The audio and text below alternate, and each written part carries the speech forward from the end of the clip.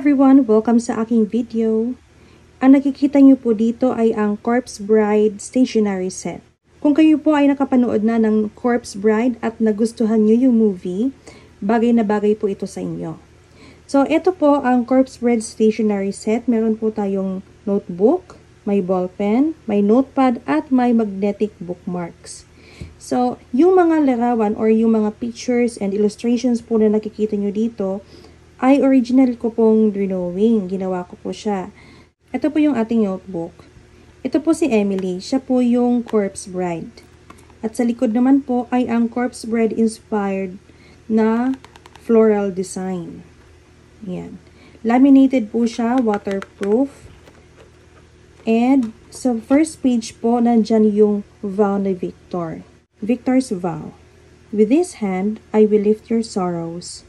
Your cup will never empty, for I will be your wine. With this candle, I will light your way in darkness.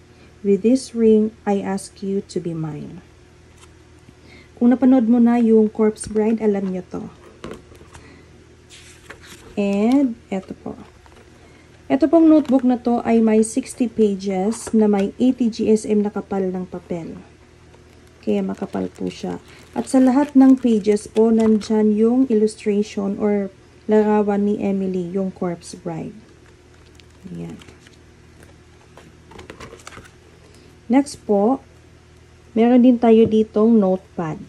Ito po ay 3 inches by 3 inches. Meron siyang 80 pages ng 80 GSM na papel, kaya po makapal siya. Ayan.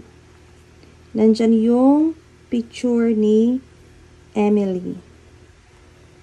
Meron din po tayong gel pen. And then, ito po, magnetic bookmark. Ito po ay si Emily. So, sa magnetic bookmark, nandito yung floral pattern. At nandito naman yung ating Corpse Bride. Ito po ay bagay na bagay for personal use o kaya naman ay panregalo. Panregalo sa inyong mga anak, sa friends, sa mga inaanak, at kahit kanino na mahilig sa Corpse Bride. Lalong-lalo na malapit na ang Halloween, di ba? So, kung meron po kayong question, kung meron po kayong order, kung gusto niyo pang mag-order, i-chat niyo lang po ako sa aking FB account, Vina Sam.